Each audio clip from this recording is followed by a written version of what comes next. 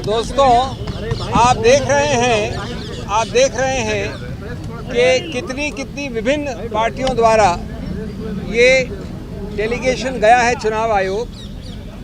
करीब सभी विपक्ष की पार्टियां यहाँ पर हैं।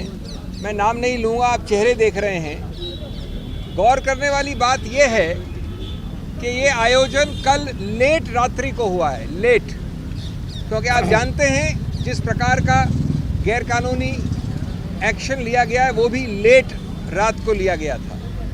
इतने अल्प समय में हमारे सभी कॉलीग्स ने, कई लोग दिल्ली से बाहर से भी आए हैं, कुछ एक दो लोग पहुंच नहीं पाए, लेकिन करीब विपक्ष के हर रंग की पार्टी यहां पर उपस्थित है और मैं समझता हूं सब एकजुट होकर इस मामले में गए हैं। हमने चुनाव आयोग के साथ विस्तृत रूप से वार्तालाप किया। हम सब अंदर थे, चुनाव आयोग के तीनों नवगठित चुनाव आयोग और उनके सभी अफसर थे। मैं संक्षिप्त में बता दूं आपको कि हमने क्या कहा। पहली बात कि ये बहुत ही गंभीर और व्यापक मुद्दा है। ये सिर्फ एक व्यक्ति या व्यक्ति विशेष या पार्टी विशेष का मुद्दा नहीं है। ये मुद्दा व्यापक इसलिए है क्योंकि ये सीधा संबंध रखता है भारत के संविधान के मूल ढांचे से, जिसको आप बेसिक स्ट्रक्चर कहते हैं। जैसा कि आप जानते हैं, मूल ढांचे का जो पूरा कानून है वो ये कहता है, बहुत अनूठी बात है भारत के बारे में, कि अगर कोई भी संवैधानिक संशोधन मूल ढांचे के विरुद्ध है तो संवैधानिक संशोधन भी असंवैधानिक करार किया जा सकता है। अब इसको हमने कैसे पक्ष रखा? जब आप इस प्रकार की चुनाव के लिए जो एक समतल ज़मीन आवश्यक है, अति आवश्यक है, अनिवार्य है, समतल ज़मीन, उस समतल ज़मीन को आप बदल देते हैं, उसको समतल नहीं रहने देते हैं दुरुपयोग करके एजेंसीज द्वारा, तो उसका सीधा दुष्प्रभाव पड़ता है स्वतंत्र निष्पक्ष चुनाव पर, फ्री एंड फेयर इलेक्शंस। उसका सीधा दुष्प्रभाव आगे पड़ता है गणतंत्र लोकतंत्र पे, डेमोक्रेसी।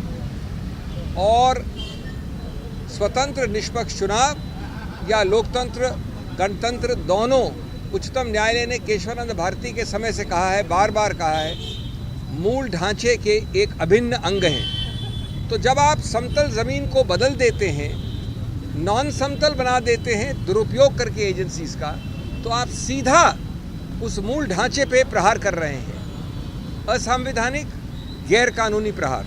ये एक मूल मुद्दा है और इसके लिए सबसे बड़ा पुलिसमैन इस समतल ज़मीन का संविधान ने बनाया है, चुनाव आयोग को बनाया है। सिर्फ कोई स्टैट्यूटरी गठित संस्था नहीं है, ये संवैधानिक संस्था है। तो हमने उनको उनके उत्तरदायित्व की याद दिलाई और कहा कि आप बेझिझक होकर इस मामले में हस्तक्षेप करें। दूसरा पहलू हमने बड़ा रोचक रखा उनके सामने। हमने उदाहरण तो दिए, अभी मैं 2-3 दूंगा। स्वतंत्र भारत के 75 वर्ष के इतिहास में कई सरकारें आई हैं। उसका रंग ये भी हो सकता है, ये भी हो सकता है, ये भी हो सकता है। इसी सत्तारूढ़ पार्टी की सरकारें पहले आई हैं, लेकिन 75 वर्ष में कभी भी चुनाव के बिल्कुल शुरू में, चुनाव के आसपास एजेंसीज का दुरुपयोग ऐसे कभी नहीं हुआ। 75 वर्ष में पहली बार एक पदासीन मुख्यमंत्री को कल रात को गिरफ्तार किया गया है, पहली बार। कुछ हफ्तों पहले एक मुख्यमंत्री को मजबूर करके हटा के उसको गिरफ्तार किया गया। विपक्ष की बहुत बड़ी पार्टी, 125 साल से ज़्यादा पुरानी पार्टी कांग्रेस के 94, 95, 96 के अकाउंट्स के विषय में 150 करोड़ से ज़्यादा फ्रीज हुआ है। हमारे माननीय कांग्रेस अध्यक्ष, पूर्व कांग्रेस अध्यक्षा, सब ने अभी आपके समक्ष 2 दिन पहले इस पर प्रेस कॉन्फ्रेंस भी की है। अभी हमको बता रहे हमारे मित्र लेफ्ट के, येचुरी जी यहाँ खड़े मेरे साथ, उनको भी वैसे ही नोटिस आए हैं। तीसरा पहलू, हमने एक सूची दी 11 और हाल के रीसेंट उदाहरण। पुराने उदाहरण तो सैकड़ों हैं, वो 11 के 11 एनसीपी से लेकर, टीएमसी से लेकर, कांग्रेस से लेकर विपक्ष के हर पार्टी पे है जहां पर एजेंसीज का दुरुपयोग हुआ है, गिरफ्तारी हुई है। लेकिन एक भी उदाहरण नहीं है सत्तारूढ़ पार्टी का। ये कौन सी जादुई पुड़िया खाई है सत्तारूढ़ पार्टी ने कि हर अच्छाई वहाँ है, हर बुराई यहाँ है, या सिर्फ बुराई दिखती यहाँ पर है? अगर बुराई वहाँ है तो दिखती नहीं है। वॉशिंग मशीन का तो उदाहरण आपने बहुत सुन लिया है, लेकिन ये समतल ज़मीन की मूल ढांचे को प्रहार करता है। हमने 11 लिखित और उसके अलावा 14 उदाहरण दिए हैं अभी अभी चुनाव आयोग को। तीसरा पक्ष ये है कि अगर कुछ गलती भी हुई है तो आपने कहीं ये नहीं दिखाया कि अभी इसी वक्त एजेंसीज़ की रेड आवश्यक है, अभी इसी वक्त इनकी गिरफ्तारी आवश्यक है। अरे भाई, अगर कोई नोटिस या कोई कार्रवाई 2023 से चल रही है तो आप 2 महीने और नहीं रुक सकते? आपको जो कार्रवाई करनी है आप करिए, लेकिन ये क्या कि आप चुनाव के पहले वोट पड़ने से पहले ही चुनाव जीत जाना चाहते हैं। आप पहला वोट पड़ा नहीं, उसके पहले ही जीत जाना चाहते हैं आप, कानूनी तरीके से नहीं, गणतांत्रिक तरीके से नहीं। तो ये मामले जिसको कहते हैं आवश्यकता या ज़रूरत अरेस्ट की, वो किसने दिखाया है? मेरे पास अधिकार क्षेत्र है तो मैं अरेस्ट कर लूँ। चौथा, हमने बताया कि आपके जो कई सारे सर्कुलर हैं चुनाव आयोग के, उसमें भी ये वंचित है।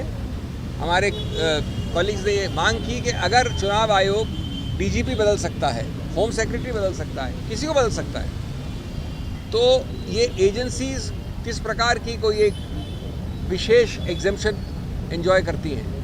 इन एजेंसीज़ पे नियंत्रण क्यों नहीं करता चुनाव आयोग? इन एजेंसीज़ के नियुक्तियां कम से कम इन 4 महीने के लिए क्यों नहीं होती चुनाव आयोग द्वारा? ये भी पुलिस एजेंसीज हैं एक प्रकार से, ये भी सत्तारूढ़ पार्टी के उपयोग या दुरुपयोग के लिए हैं। तो इसलिए ये मुद्दे बहुत ही मूल मुद्दे हैं, और हम ये कहेंगे कि हर प्रकार का अनड्यू इन्फ्लुएंस का आपका कानून है, सर्कुलर है, आप उसको सिर्फ शब्द नहीं रखिए, आप उसका इस्तेमाल करिए। नहीं तो ये चुनाव आयोग एक सिर्फ एक सजाने के लिए कोई संस्था नहीं होनी चाहिए। ये हमारा पुलिसमैन है गणतंत्र के लिए। बाकी कई मुद्दे हमारे इसमें हैं, आपको मिलेंगे सब।